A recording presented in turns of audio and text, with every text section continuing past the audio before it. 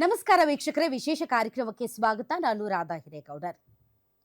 ಇವರು ಒಬ್ಬ ರಾಜಕಾರಣಿಯಾಗಿ ತುಂಬಾ ದೊಡ್ಡ ದೊಡ್ಡ ಹುದ್ದೆಗಳನ್ನ ಅಲಂಕರಿಸಿದ್ದಾರೆ. ಆದ್ರೆ ಕರ್ನಾಟಕದ ಜನ ಮಾತ್ರ ಇವರು ದೊಡ್ಡ ದೊಡ್ಡ ಹುದ್ದೆ ಅಲಂಕರಿಸಿದ್ದಾರೆ ಅಂತನೋ ಅಥವಾ ದೊಡ್ಡ ದೊಡ್ಡ ಸಚಿವ ಸ್ಥಾನಗಳಲ್ಲಿ ಸ್ಥಾನಮಾನಗಳನ್ನ ನಿಭಾಯಿಸಿದ್ದಾರಂತಲೋ ಅವ್ರನ್ನ ಇಷ್ಟಪಡೋದಿಲ್ಲ. ಬದಲಾಗಿ ಅವರ ಮಾನವೀಯತೆಯ ಕಳಕಳಿಯನ್ನ ನೋಡಿ ಅವ್ರನ್ನ ಜನ ತುಂಬಾ ತುಂಬಾ ಇಷ್ಟಪಡ್ತಾರೆ. ಹಾಗೆ ನೋಡಿದ್ರೆ ಕಳೆದ ಬಾರಿ ಕೂಡ ಅವರು ಆರೋಗ್ಯ ಸಚಿವರಾಗಿದ್ದಂತಹ ಸಂದರ್ಭದಲ್ಲಿ ಬೆಂಗಳೂರಿನಂತ ಮಹಾನಗರದಲ್ಲಿ ಟ್ರಾಫಿಕ್ ಸಮಸ್ಯೆಯಿಂದ ರೋಗಿಗಳಿಗೆ ಸರಿಯಾದ ಸಮಯಕ್ಕೆ ಒಂದು ಚಿಕಿತ್ಸೆ ಕೊಡೋದಕ್ಕೆ ಸಾಧ್ಯವಾಗದೇ ಇರುವಂತಹ ಸಂದರ್ಭದಲ್ಲಿ, ಆಂಬ್ಯುಲೆನ್ಸ್ಗಳ ಓಡಾಟ ವಿರಳವಾದಂತಹ ಸಂದರ್ಭದಲ್ಲಿ ಬೈಕ್ ಆಂಬ್ಯುಲೆನ್ಸ್ ಅಂತ ಇಂಟ್ರೊಡ್ಯೂಸ್ ಮಾಡಿ ಇಡೀ ದೇಶಾದ್ಯಂತ ಎಲ್ಲರೂ ಕರ್ನಾಟಕವನ್ನ ತಿರುಗಿ ನೋಡುವಂತೆ ಮಾಡಿದವರು ಇವರು. ಅಷ್ಟೇ ಅಲ್ಲ, ಡಯಾಲಿಸಿಸ್ ಸೆಂಟರ್ ಆಗಿರ್ಬೋದು, ಜನರಿಕ್ ಔಷಧಿ ಕೇಂದ್ರಗಳಾಗಿರ್ಬೋದು, ಇದ್ದಂತಹ ಅವಧಿಯಲ್ಲಿ ಬಡ ರೋಗಿಗಳಿಗೆ ಒಂದು ರೀತಿಯಾಗಿ ದೇವದೂತರಂತೆ ಕಂಡವರು ಇವರು. ಅಷ್ಟೇ ಅಲ್ಲ, ಸ್ಪೀಕರ್ ಆಗಿ ಈ ಇಳಿ ವಯಸ್ಸಲ್ಲಿ ಘಟಾಘಟಿಗಡಿ ನಾಯಕರನ್ನ ಹೇಗೆ ಇವರು ನಿಭಾಯಿಸ್ತಾರೆ ಅನ್ನುವಂಥ ಸಂಶಯಗಳ ಮಧ್ಯೆ ಅತ್ಯಂತ ನಿಷ್ಪಕ್ಷಪಾತವಾಗಿ ಹಾಸ್ಯ ಚಟಾಕಿಯೊಂದಿಗೆ ಎಲ್ಲರನ್ನೂ ನಿಭಾಯಿಸಿದಂಥ ರೀತಿ ಕರ್ನಾಟಕದ ಇತಿಹಾಸದಲ್ಲಿ one of the best speaker ಅನ್ನುವಂಥ ಹೆಗ್ಗಳಿಕೆಗೂ ಪಾತ್ರರಾಗಿದ್ದಾರೆ. ಈಗ ಮತ್ತೆ ಬದಲಾದ ಸನ್ನಿವೇಶದಲ್ಲಿ ಆರೋಗ್ಯ ಮತ್ತು ಕುಟುಂಬ ಕಲ್ಯಾಣ ಸಚಿವರಾಗಿ ಎಲ್ಲರೂ ಖಾತೆಗೋಸ್ಕರ ಖ್ಯಾತೆ ಮಾಡುವಾಗ ಫಸ್ಟ್ ಡೇನೆ ಆನ್ ಗ್ರೌಂಡ್ಗೆ ಇಳಿದು ಎಲ್ಲ ಹಾಸ್ಪಿಟಲ್ಗಳನ್ನ ರೇಡ್ ಮಾಡಿ ನಾನು ಬದಲಾವಣೆ ತರ್ತೀನಿ ಅಂತ ಮುಂಚೂಣಿ ನಾಯಕನಾಗಿ ಮುಂದೆ ಬರ್ತಾ ಇರುವಂತಹ ನಮ್ಮ ಆರೋಗ್ಯ ಮತ್ತು ಕುಟುಂಬ ಕಲ್ಯಾಣ ಸಚಿವರಾದಂತಹ UT ಖಾದರ್ ಅವರು ನಮ್ಮೊಂದಿಗೆ ಗ್ಯಾರಂಟಿ ನ್ಯೂಸ್ ಸ್ಟುಡಿಯೋದಲ್ಲಿದ್ದಾರೆ. ಬನ್ನಿ ಅವ್ರನ್ನ ವೆಲ್ಕಮ್ ಮಾಡೋಣ. ಸರ್, ತಮಗೆ ವಿಶೇಷ ಕಾರ್ಯಕ್ರಮಕ್ಕೆ ಸ್ವಾಗತ.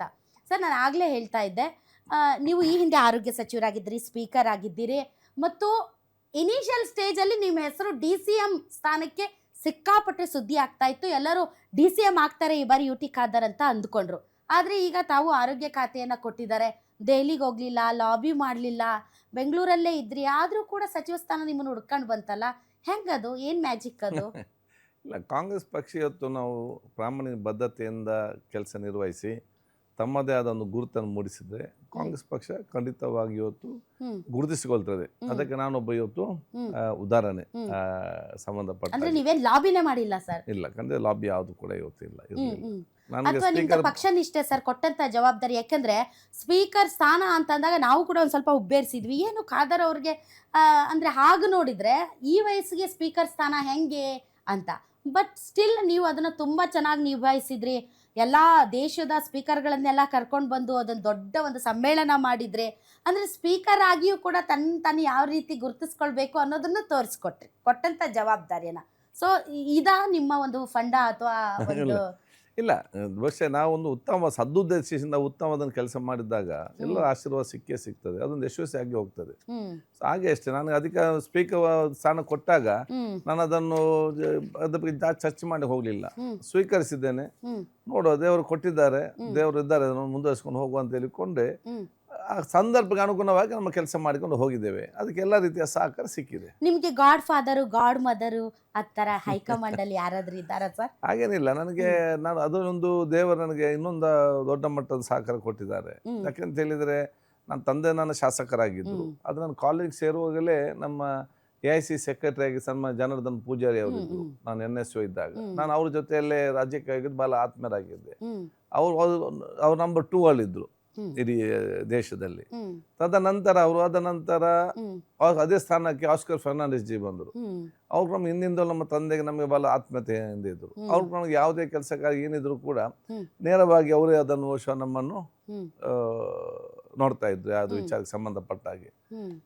ಅದಾದ ನಂತರ ನನಗೆ ಹಿಂದೆಲೇ ಪರಿಚಯ ಇರುವಂಥ ನಮ್ಮ KC ವೇಣುಗೋಪಾಲ್ ಅವರು ಈಗ ಆ ಸ್ಥಾನದಲ್ಲಿದ್ದಾರೆ. ಅವ್ರಿಗೆ ಕೂಡ ನನಗೆ ಹಿಂದಿಂದಗೊಂಡು ಆತ್ಮೀಯತೆ ಇವತ್ತಿದೆ. ಮೂರನೇದು, ನಾನು ಯೂತ್ ಕಾಂಗ್ರೆಸ್ನ ಬ್ಲಾಕ್ ಅಧ್ಯಕ್ಷ ಆದಂಥ ಸಂದರ್ಭದಲ್ಲಿ ನನ್ನನ್ನು ಅವತ್ತು ಆಯ್ಕೆ ಮಾಡಿದ್ದು ಆಲ್ ಇಂಡಿಯಾ ಯೂತ್ ಪ್ರೆಸಿಡೆಂಟ್. ಒಂದು all India youth president block ಅಧ್ಯಕ್ಷನ ನೇರವಾಗಿ ನೇಮಕಾತಿ ಮಾಡೋದು ಭಾಳಷ್ಟು ಕಡಿಮೆ, ಅಲ್ಲಿಂದಲೇ ಮಾಡ್ತಾರೆ. ಅದೇ ನನಗೆ all India youth Congress president ನನ್ನನ್ನು ಬ್ಲಾಕ್ ಅಧ್ಯಕ್ಷನಾಗಿ ಆದೇಶ ಕೊಟ್ಟರು. ಅವತ್ತು all India youth Congress block ಅಧ್ಯಕ್ಷ ಇದ್ದಾರೆ ಅಂತ ಹೇಳಿದರೆ ಇವತ್ತು ನಮ್ಮ ಇನ್ಚಾರ್ಜ್ ಸೆಕ್ರೆಟರಿ ರಂದೀಪ್ ಸುರ್ಜೇವಾಲಾ ಅವರು. ಸೊ ಈ ಒಂದು ಆಟೋಮ್ಯಾಟಿಕ್ ಎಲ್ಲ ಕೂಡ ಪರಿಚಯ ಇವತ್ತು ಬಂದಿದೆ. ಸೊ ಅದಕ್ಕೇನು ಲಾಬಿ ಮಾಡಬೇಕಂತ ಅವ್ರಿಗೆ ನನ್ನ ವಿಚಾರ ಬಹಳಷ್ಟು